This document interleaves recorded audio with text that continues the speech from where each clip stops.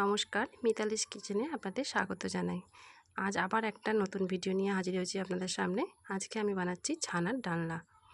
দেখুন কিভাবে বানাচ্ছি। নিরামিষের দিনে কিন্তু এই রান্নাটা খুব ভালো লাগে খেতে, অনায়াসে আপনারা বানিয়ে নিতে পারবেন। আমি এখানে ছানা নিয়েছি, জলটা ভালো করে ঝরিয়ে নিয়েছি, বাড়িতেই বানিয়েছি ছানাটা। এবার আমি একে স্বাদ মতো লবণ দিলাম, কাশ্মীরি লঙ্কার গুঁড়ো দিচ্ছি, ভাজা মশলা দিচ্ছি, চিনি দিলাম আর একটু আদা গ্রেট করে দিচ্ছি। এবার এগুলো খুব ভালোভাবে আমি মেখে নেব। আপনারা আদা বাটাও দিতে পারেন, আমি গ্রেট করে দিলাম। খুব ভালোভাবে মাখতে হবে, 8-10 মিনিট মতো আপনাকে খুব ভালোভাবে এটা মেখে নিতে হবে। দেখুন এইভাবে মেখেছি আমি। এবার আমি বলের মতো বানিয়ে নিয়ে এবার বড়া শেপ দিয়ে নেব। যেরমভাবে বড়া হয় সেরমভাবে এরম গোল পাকিয়ে নেবেন প্রথমে, তারপরে হাত দিয়ে একটু চেপে দিলেই বড়ার শেপ তৈরি হয়ে যাবে। দেখুন বড়া শেপ তৈরি হয়ে গেছে। এরপর পরপর একটা একটা করে সব আমি তৈরি করে নেব এভাবে।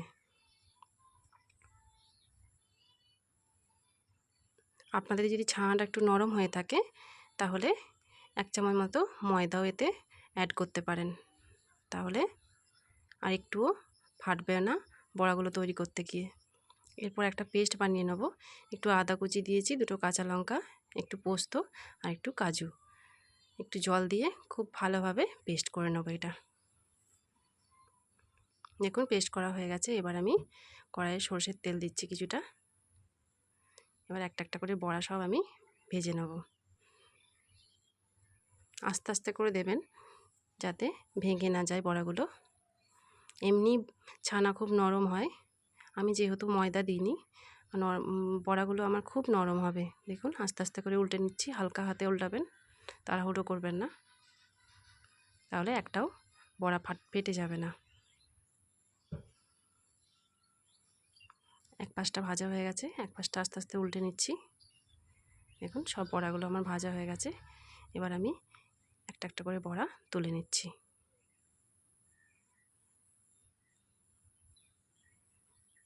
দেখুন সব কটার বড়া আমার ভাজা হয়ে গেছে। এবার আমি ওই তেলের মধ্যেই তেজপাতা, গোটা গরম মশলা আর একটু গোটা জিরে ফোড়নে দিচ্ছি। এবার এটা একটু নাড়াচাড়া করে নেব। একটা ভালো গন্ধ বেরোলে তখন আমি একটা টমেটো গ্রেট করে রেখেছি, আপনারা বেটেও নিতে পারেন, এটা আমি এর মধ্যে দিয়ে দেবো। এবার খুব ভালোভাবে কষিয়ে নেবো এটাকে যতক্ষণ না টমেটোর কাঁচা গন্ধটা চলে যায়।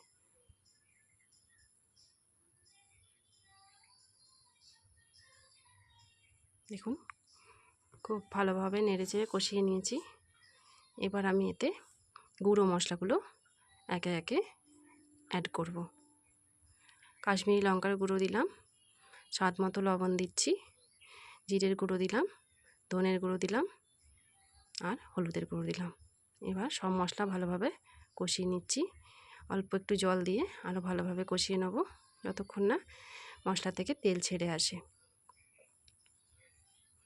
দেখুন তেল ছেড়ে এসছে। এবার আমি ওই পেস্ট করা মশলাটা এর সাথে দিয়ে দিচ্ছি। ধুয়ে একটু জলটাও দিয়ে দিলাম, ওতে লেগেছিল কিছুটা। এবার আমি খুব ভালোভাবে এটা হালকা আঁচে কষিয়ে নেব।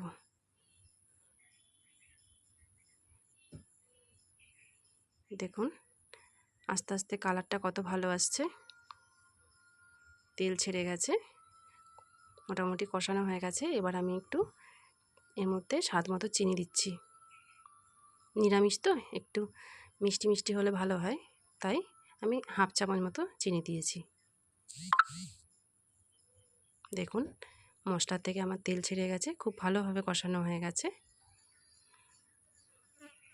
এবার আমি এর সাথে জল দিয়ে দিচ্ছি। যেরকম গ্রেভি রাখবেন সেরকম অনুপাতে আপনারা জলটা দেবেন। এর সাথে আপনারা আলু কেটেও দিতে পারেন, আমি আর আলু দিইনি।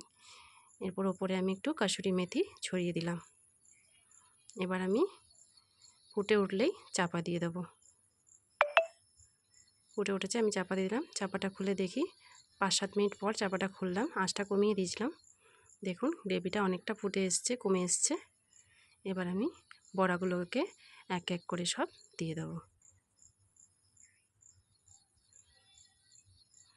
বড়াগুলো দিয়ে বেশিক্ষণ ফোটাবো না, যেহেতু বড়াগুলো খুব নরম সফট, যেন ভেঙে যায় আস্তে আস্তে নাড়াচাড়া করে নিতে হবে। আপনারা বাড়িতে বানিয়ে দেখুন, রান্নাটা খুবই ভালো খেতে হয়। এই রান্নাটা হলে আপনাদের মাছ মাংস কিছুই লাগবে না, আপনারা এটা দিয়ে খেতে পারবেন খুব ভালোভাবে। ভাত দিয়েও খেতে পারেন, রুটি লুচির সাথেও খেতে পারবেন। বানিয়ে আমাকে বলবেন কেমন হয়েছে খেতে। যারা আমার চ্যানেলটি এখনও সাবস্ক্রাইব করেনি অবশ্যই সাবস্ক্রাইব করে নিন নতুন ভিডিও পেতে। দেখুন আমার ছানার ডালনা তৈরি হয়ে গেছে। কেমন লাগলো অবশ্যই কমেন্ট করে জানাবেন। ভালো লাগলে চ্যানেলটি সাবস্ক্রাইব করবেন। নমস্কার, দেখা হচ্ছে পরের ভিডিওতে। Thank you.